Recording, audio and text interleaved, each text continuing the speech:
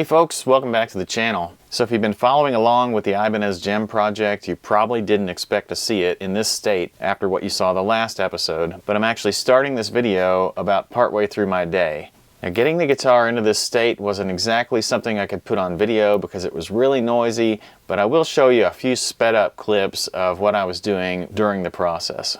Alright, well, number one, I had to get the nut mounted. Now, this was not a simple process, and I wasn't exactly sure how to do it because I had to route away a section of the fingerboard in order to get this nut mounted because it's a locking nut. Now, as I always say, I'm not a luthier. I've never done that before, but this was a challenge that I was willing to accept, and I think I did a pretty good job on this one. So what I did was I actually 3D printed a small tool that I was able to use as a router jig. The tool was essentially a block that I placed over the first 3 frets, really just to get my alignment right and make sure that the nut was the proper distance from the frets. Now in the process, I actually figured out that my first fret is just a little bit off on one side. I didn't get it 100% square, but it's really close. And so my tool ended up getting a little bit butchered in the process, but this is effectively the tool that I built. It's got slots for the frets, and the reason I put a wood block on top of it is because I thought the router would glide a little bit better on top of the wood, and I'm using a trim router so I don't have a bearing, and I wanted something soft for the bit to ride against. So I'll show you a picture of this thing mocked up on the neck, and believe it or not, it actually went really smoothly, but the one thing I did not expect was how hard it is to route through rosewood. Maybe I really need to sharpen that bit, but it actually took a little bit of time to get through that rosewood and get it exactly the way I wanted it. And then when I finished up the routing, I cleaned things up a little bit with a chisel, which I did not get on camera, but there's nothing like a good sharp chisel to just clean up a couple of wavy lines. Now the nut that I bought, I probably showed this before, but it's actually an adjustable nut, and I did that for a very specific reason, and it's because I am not that precise. I don't have the tools to be that precise. I got really close in terms of the depth that I needed to get that nut to, but I went a little bit too deep intentionally because this nut can be adjusted upward with a couple of adjusting screws. Beyond that, I got my tuners mounted. You probably saw me making the holes for those before because these are peg mounted tuners, but all you have to do to put them in is actually tighten the nut on the front. And of course, these are fender tuners. They're not in the best of shape because they were a donation, but honestly, this thing has battle scars all over it and they fit the theme perfectly. I did paint up the headstock just a little bit to match the theme of the body. It had a couple scratches on it, nothing major, but I went ahead and put some of the stitches on there like I did on the front of the body. I also got the fretboard oiled and cleaned, just using my standard steel wool and Old English process. Then I bolted the neck to the guitar, and that brings us to where we are right now. Oh, and one other thing before we continue. You'll notice that I got the pick guard mounted, which involved just basically wiring up this jack here and connecting it to the volume pot, since I already had everything pre-wired from a previous episode. I'll show you a picture of the back here because there's a small cavity cover over the cavity for the jack. It's a little bit different than a Strat, but it works pretty much the same.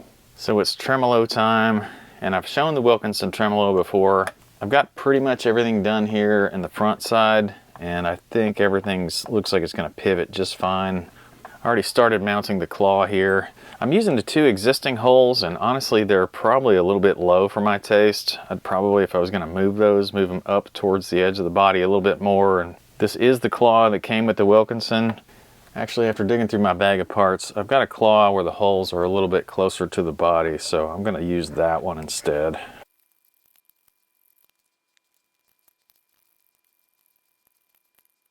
Alright, no idea if that will make a difference or not, but at least I'm a little bit better prepared if it does. Alright, I'm going to use a set of 9s on this project, and these are donated from our good friend Mike on the channel, so I appreciate the donation.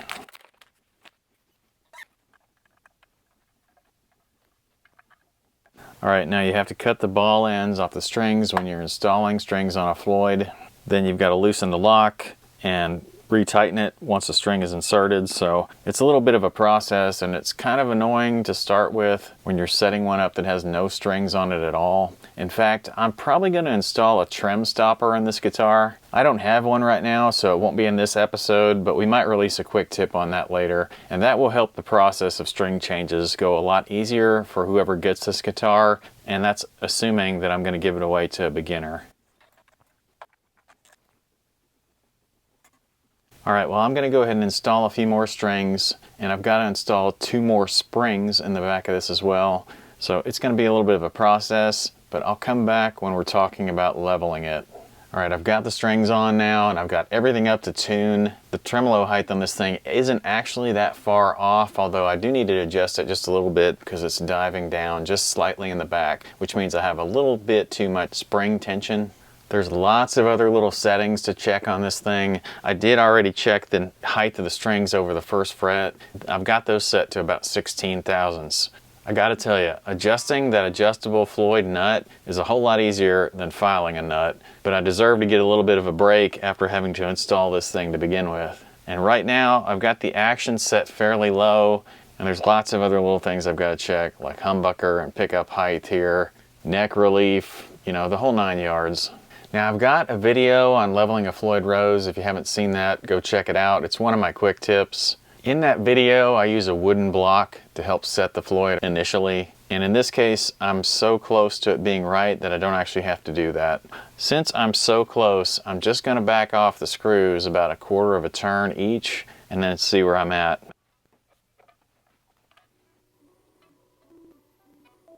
Well, after tuning it up to pitch, that's not quite enough. So I'm going to take 1 more 1/4 turn out, and I think I'll be done. All right, that looks pretty good. So now that the tremolo is installed, the last piece of wiring that I have to do is just wiring up this bridge ground right here.